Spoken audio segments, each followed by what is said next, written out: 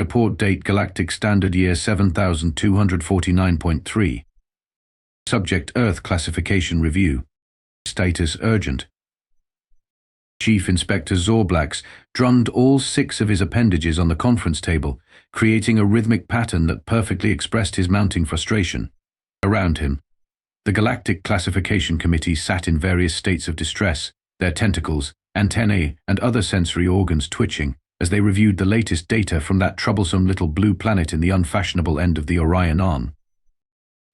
"Let me get this straight," Zorblax said, his voice modulator struggling to maintain professional frequencies. "You're telling me that this planet has regular atmospheric electrical discharges, periodic massive geological upheavals, a molten core, and regions where the ambient temperature regularly exceeds protein denaturing levels. And it has intelligent life." Junior analyst Pip Pop, barely out of their larval stage, nervously adjusted their documentation tentacles. "Yes, sir, and that's not even the worst part." "How could it possibly get worse?" "They evolved on the surface, sir. Not underground. Not in protective bubbles. Just out there." In all of that, Pip Pop's bioluminescent spots flickered anxiously. "They walk around in the stellar radiation. For fun." The committee chamber erupted in horrified whistles and clicks. Senior Environmental Specialist QX had to excuse themselves to their emergency meditation pod. "This violates at least 15 fundamental principles of habitability," muttered Deputy Inspector Meeble, their crystalline form clouding with worry. "The gravity alone should have prevented bipedal development. And don't get me started on their atmospheric composition. 21% oxygen. That's not a breathable atmosphere. That's a fire waiting to happen." Zorblax pulled up the holographic display of Earth's various ecosystems, each one more impossible than the last. Frozen wastelands where humans built permanent settlements.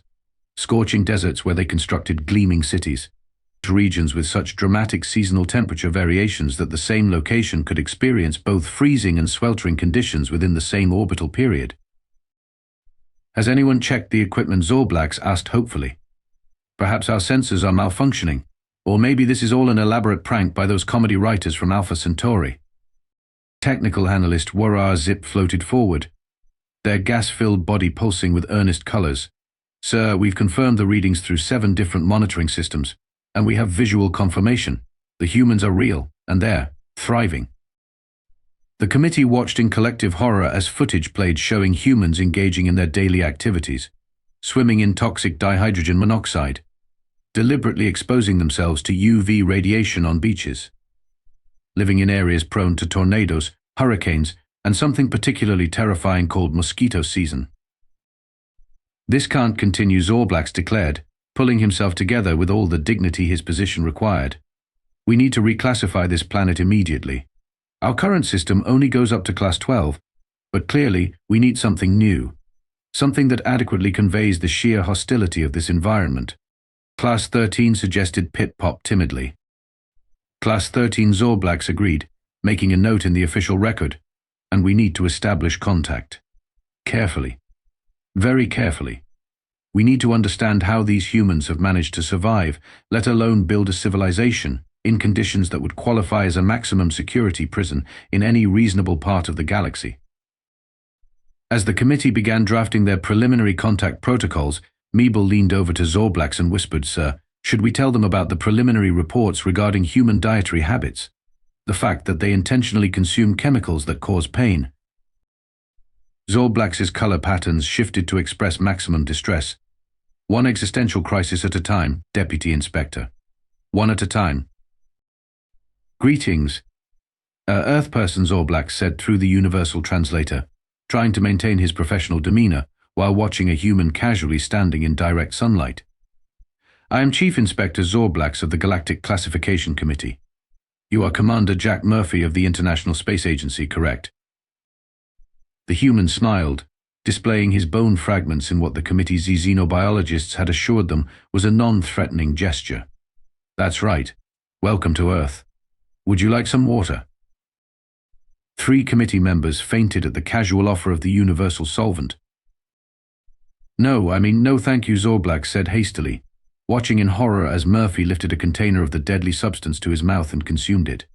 "We're here to conduct an official investigation into your planet's habitability classification." Though I must say your survival here is unexpected. Murphy raised an eyebrow. Unexpected how? Before Zorblax could respond, a small furry creature bounded up to Murphy, its razor-sharp teeth gleaming. The entire alien delegation retreated in panic, activating their emergency force fields. "Oh, don't worry about Max," Murphy said, reaching down to pat the predator. "He's just my dog. Wants to say hello." You keep carnivores as companions." Clicks T, the team's anthropologist, stepped forward, their research tentacles waving with excitement. "Fascinating.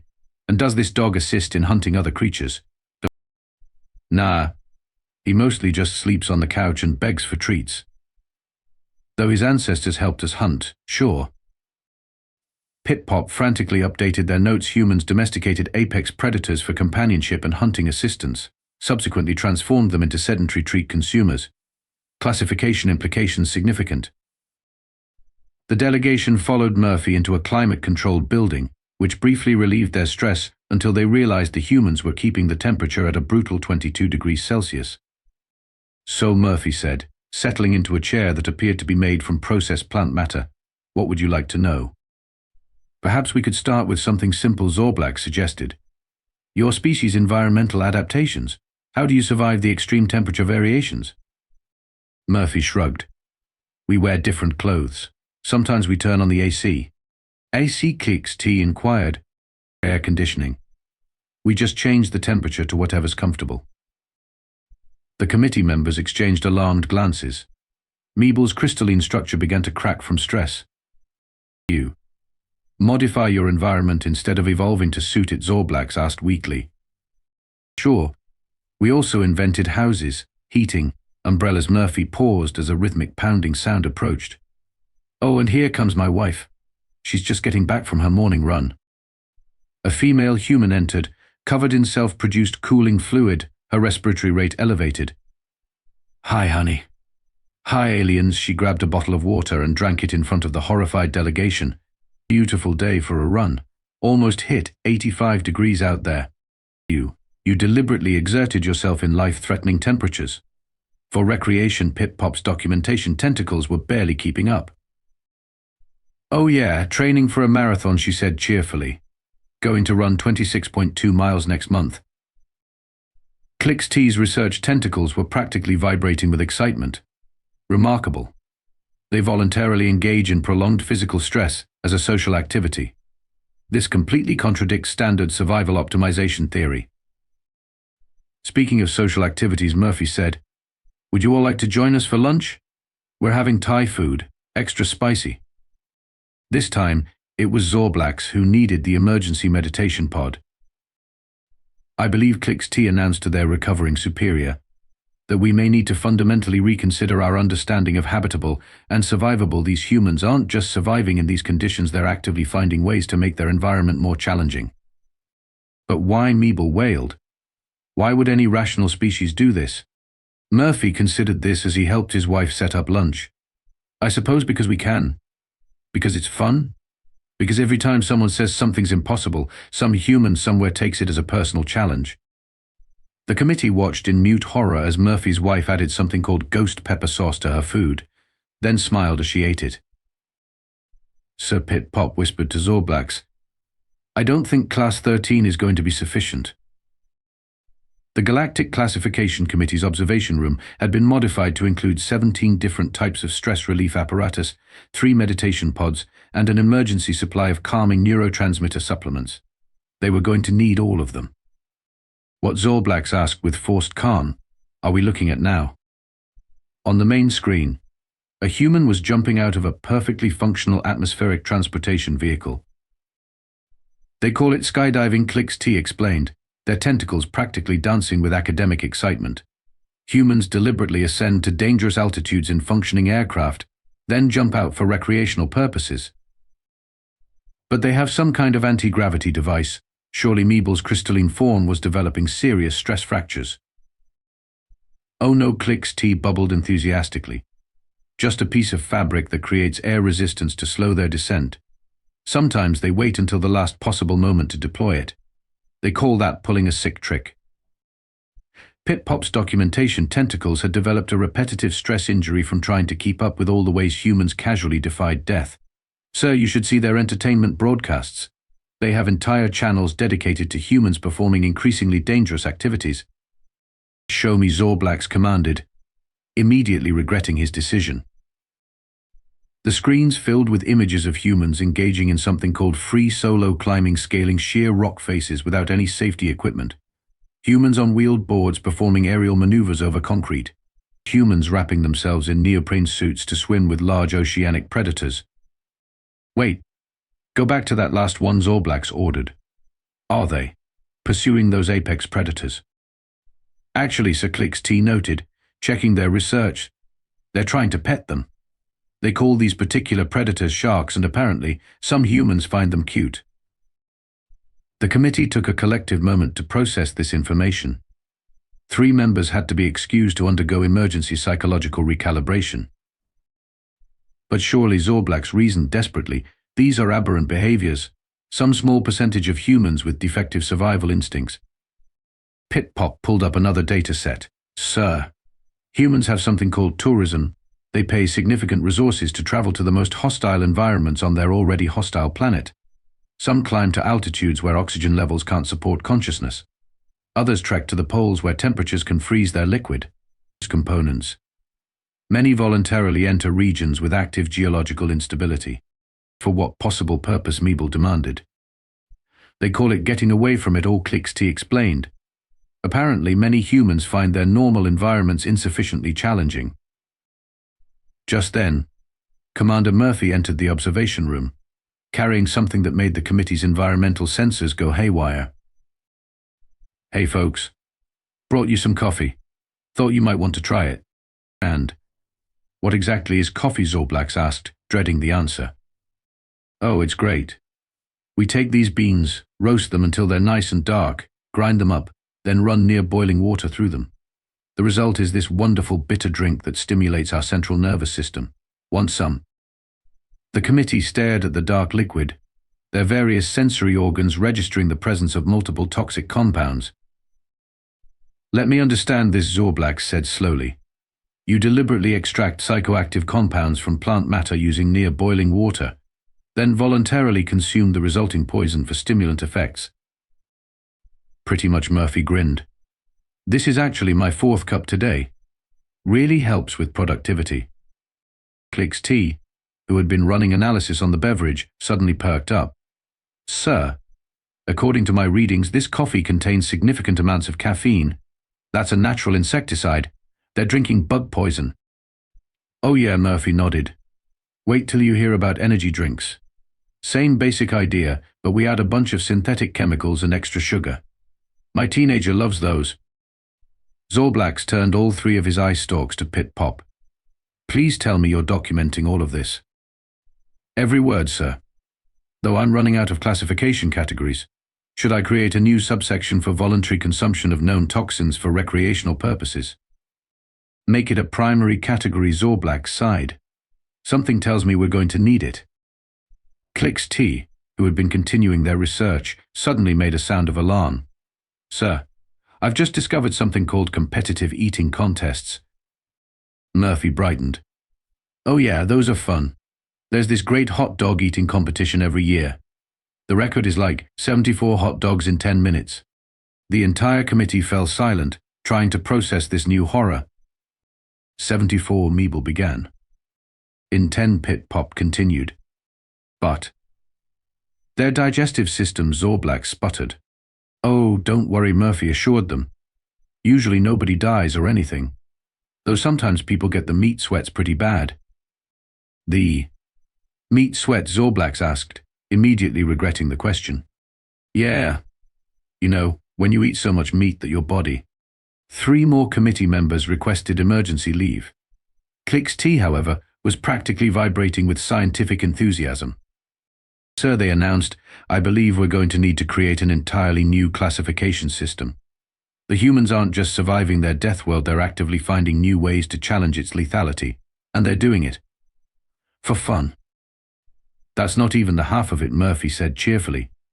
Wait till you guys hear about this thing called CrossFit. The Classification Committee stood at the edge of what humans called a CrossFit box, their various environmental protection suits cranked to maximum. Before them, dozens of humans were voluntarily subjecting themselves to what could only be described as systematic torture. But why Zorblax's voice modulator had given up on maintaining professional frequencies and had shifted into pure distress? Why are they lifting heavy objects repeatedly? Why are they hanging upside down? Why are they flopping on the ground and then standing up again? What is the purpose? It's called a wood, Commander Murphy explained cheerfully. Workout of the day. Today's a good one. They're doing something called Murph. They named a torture protocol after you, Meeble asked, horrified. Different, Murphy. This one involves running a mile, doing 100 pull-ups, 200 push-ups, 300 push-ups, 300 squats, and then running another mile. Some people wear weighted vests while doing it. Pit Pop's documentation tentacles went limp. They add more weight to make it harder. Well, yeah, Murphy shrugged. Where's the challenge otherwise? A human female approached them, covered in what appeared to be self-produced cooling fluids, her respiratory rate dramatically elevated. Hey Jack, these the aliens? They want to try a wardie. The entire committee retreated several meters. This is Coach Jenny, Murphy introduced. She's one of our best trainers. Trainer Zorblax asked weakly. You mean, you have humans whose job is to devise new forms of physical stress to inflict upon other humans? And they pay us for it, Jenny beamed. Watch this group here, they're doing muscle-ups. Really tough movement, combines a pull-up with a ring dip. Took most of them months to get it. Click's T's research tentacles were working overtime. Fascinating. They deliberately practice movements that their bodies initially cannot perform, specifically to overcome their limitations. Yeah, and once they get it, we make it harder, Jenny enthused. Add weight, do them faster, string more together. There's always another level. A loud buzzer sounded, and the humans in the gym cheered before beginning their next round of systematic self-torture. The committee watched in horror as the athletes dropped to the floor, rose again, jumped, squatted, and lifted with increasing intensity. Sir Pit Pop whispered to Zorblax, I believe I'm observing something unprecedented. The humans appear to be competing to see who can suffer the most efficiently. Look at Trevor over there, Jenny pointed proudly. He's got a full-time office job, but he still comes in at 5 a.m. every day to do this before work. Now he's training for an ultramarathon. Ultra? Marathon, Meeble asked, dreading the answer. Oh yeah, it's like a regular marathon. But instead of just 26.2 miles, this one's 100 miles. Through the mountains. In July. Zorblax's environmental suit registered a critical failure from the stress spike. Sir Clixty said excitedly, I believe I'm beginning to understand. The humans have developed a cultural system of deliberately seeking out and overcoming physical limitations. They're essentially treating their entire planet as one enormous training ground. But look at them, Meeble gestured frantically at the humans, who are now doing something called burpees while wearing weighted vests in the summer heat. They're clearly in pain. Their bodies are protesting. Their cooling mechanisms are overwhelmed. No pain. No gain, Jenny called out encouragingly to her athletes. Who's ready for some hill sprints after this? The enthusiastic response from the suffering humans sent 3 committee members into emergency meditation pods. I can't, Zorblax started, then had to reset his voice modulator. I cannot comprehend a species that not only survives on a death world but actively seeks ways to make it more challenging. It defies all logical evolution. Old man Murphy grinned. Wait till they hear about ultramarathons in Death Valley. Death Valley, the entire committee chorused in horror. Yeah, it's this great place in the desert. Temperature gets up to like 130 degrees Fahrenheit. People love running there. Some do it in costume. Zorblax's primary consciousness briefly shut down and had to be rebooted. Sir Clixty said, their academic excitement now tinged with awe. I believe we need to consider the possibility that the humans haven't merely adapted to their death world. They've weaponized its very lethality as a tool for self-improvement.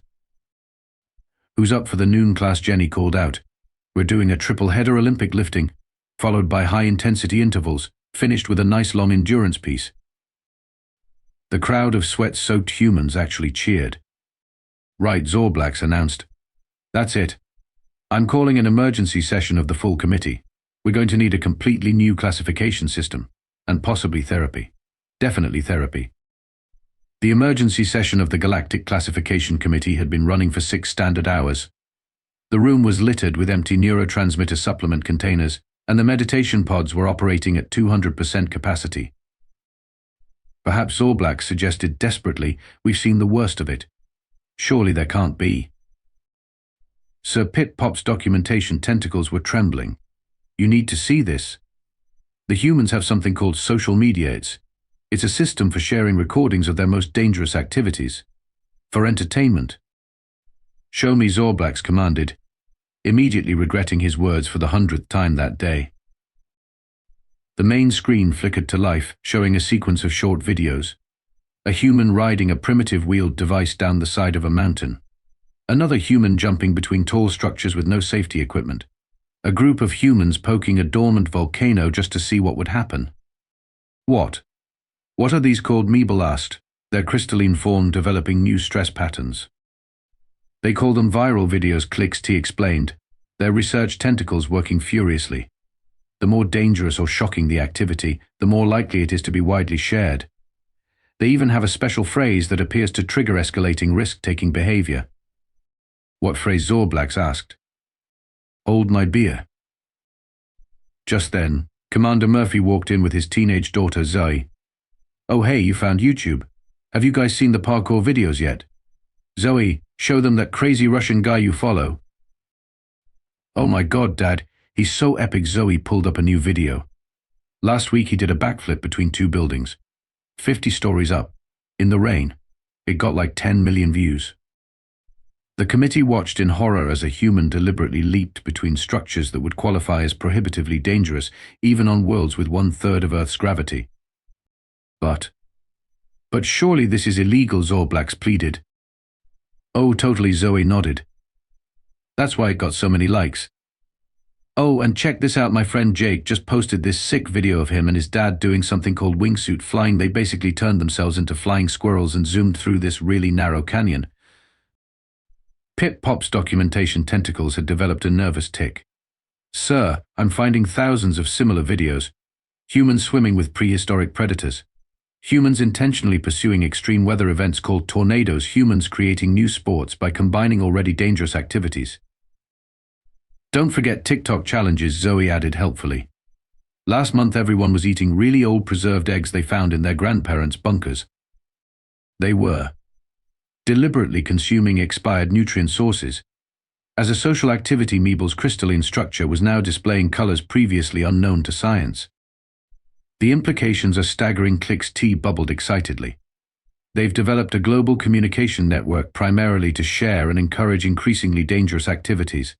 It's like they're having a planet-wide competition to see who can most creatively defy death." "Oh yeah," Murphy nodded. "You should see the comments section. It's mostly people saying I can do better or hold my beer."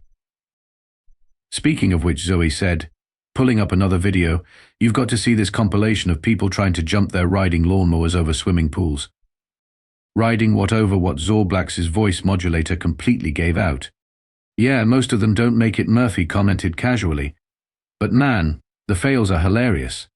Especially when the mower lands in the pool and starts shooting sparks everywhere."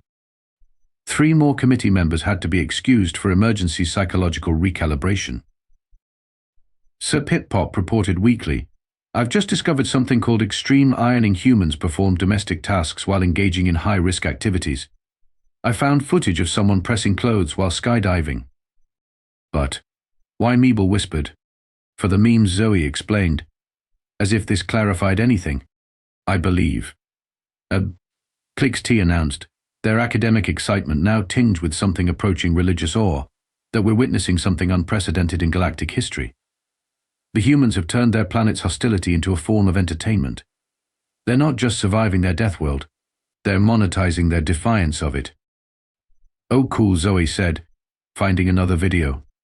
"Here's that guy who free climbed the outside of a skyscraper dressed as Spider-Man during a lightning storm, while solving a Rubik's Cube."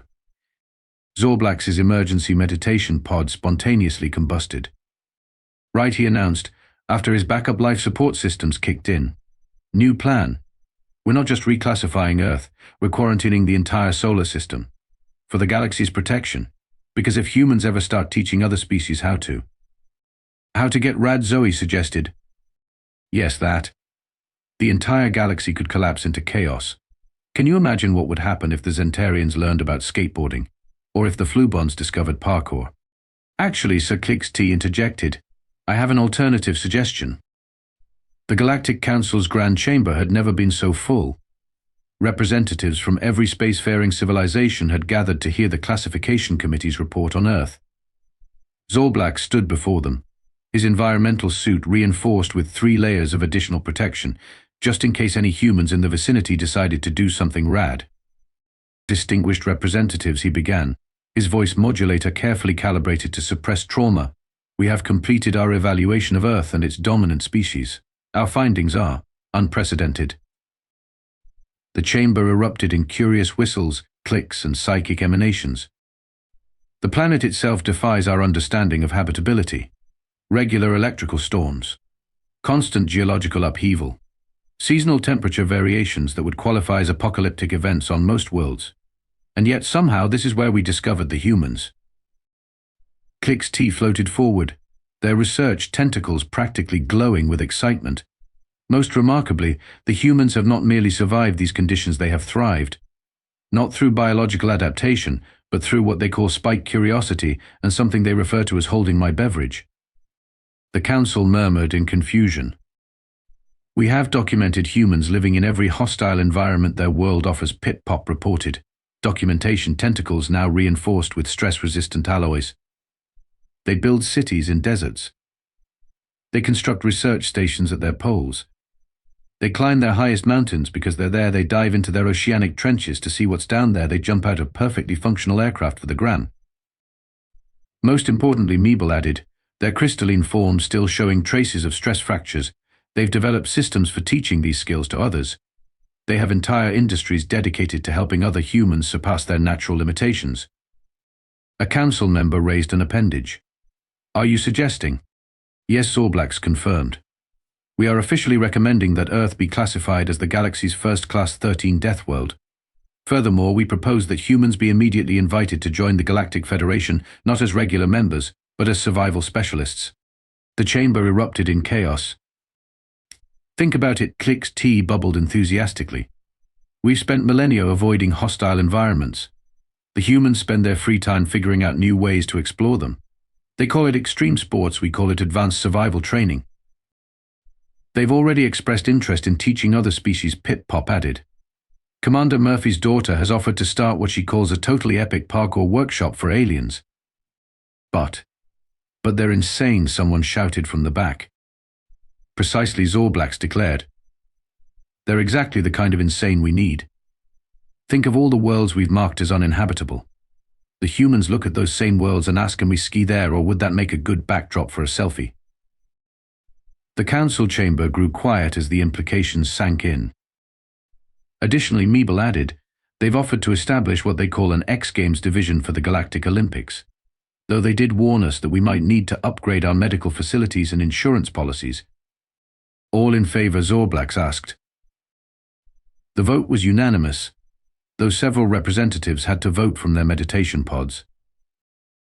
Later that day, as the Classification Committee watched humans teaching a group of fascinated Zentarians how to skateboard, just bend your knees and commit to it, dude.